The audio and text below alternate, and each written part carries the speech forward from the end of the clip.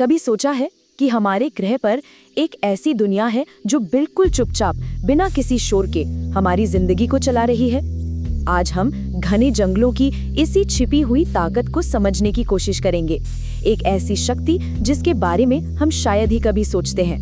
एक सवाल से शुरू करते हैं। हम जो हर पल सांस लेते हैं, ये हवा, ये असल में आती कहाँ से है? इसका जवाब हमारी सोच से कहीं ज्यादा हरा भरा और गहरा है। तो चलिए इस हरी भरी दुनिया की गहराई में उतरते हैं। सबसे पहले ये जानना जरूरी है कि जब हम घने जंगल कहते हैं तो इसका असल मतलब क्या होता है। जरा सोचिए एक ऐसी जगह के बारे में जहाँ पेड़ इतने पास पास हों कि उनकी पत्तियां ऊपर एक दूसरे से मिलकर एक विशाल हरी छतरी बना लें। इसी को कैनोपी कहते हैं। ये छतरी इतनी घनी होती है कि सूरज की रोशनी भी मुश्किल से ही जमीन तक पहुंच पाती है और इसी वजह से जंगल के अंदर का माहौल ठंडा और नम बना रहता है। तो इन जंगलों की कुछ खास पहचान होती है। यहाँ पेड़ों की भरमार होती है, अनगिनत तरह के जीव जंतु और पौधे एक साथ रहते हैं। मौसम ठंडा और नमी से भरा रहता है और ये ज्यादातर उन जगहों पर पाए जाते हैं जहाँ बारिश खूब होती है। चलिए अब इसके अगले हिस्से पर चलते हैं और देखते हैं कि ये जंगल हमारी हवा, पानी और जलवायु को कैसे कंट्रोल करते हैं। सच कहूँ तो ये हमारे ग्रह का एक अदृश्य इंजन है।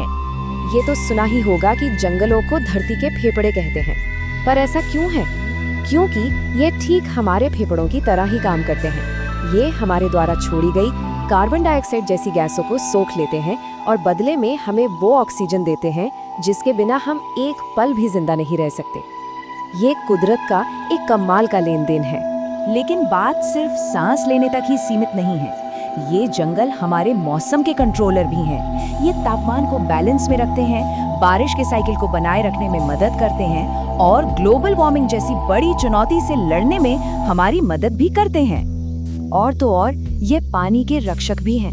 जंगल बारिश के पानी को सीधे बह जाने से रोकते हैं, उसे जमीन में धीरे धीरे सोखने में मदद करते हैं, जिससे जमीन के नीचे पानी का लेवल बना रहता है।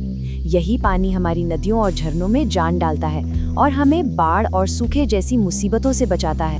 अब बात करते हैं उन चीजों की जो हमें सीधे सीधे जंगलों से मिलती हैं। ये समझिए कि ये प्रकृति का सुपरमार्केट भी है और फार्मेसी भी।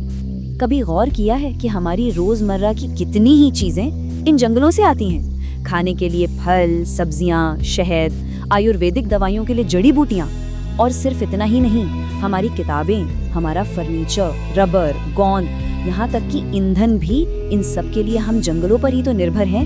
हमारी दुनिया सच में इन्हीं से चलती है। चलिए अब देखते हैं कि ये जंगल सिर्फ इंसानों के लिए ही नहीं बल्कि और किसके लिए जरूरी है।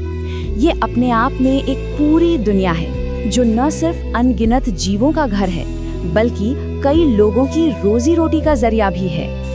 जंगल सिर्फ पेड़ों का झुंड नहीं है बल्कि एक चहल पहल वाला शहर है। यहाँ लाखों तरह के जीव जंतु, पक्षी, कीड़े मकोड़े और न जाने कितनी किस्म के पौधे एक साथ रहते हैं। और हाँ, कई इंसानी समुदाय भी इन्हें अपना घर कहते हैं। ये विविधता ही तो प्रकृति का संतुलन बनाए रखती है, जहाँ हर जीव एक दूसरे पर निर्भर है।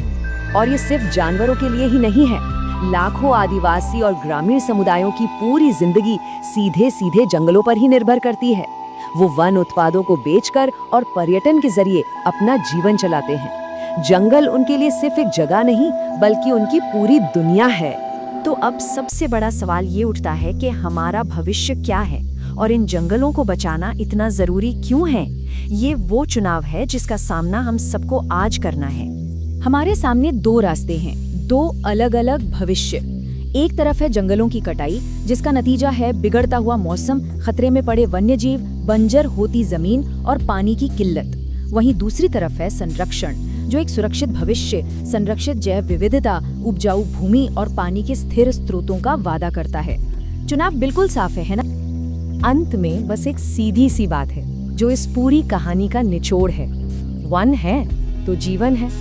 अगली बार जब कोई खुली हवा में एक गहरी सांस ले तो इन अदृश्य रक्षकों को जरूर याद करना चाहिए।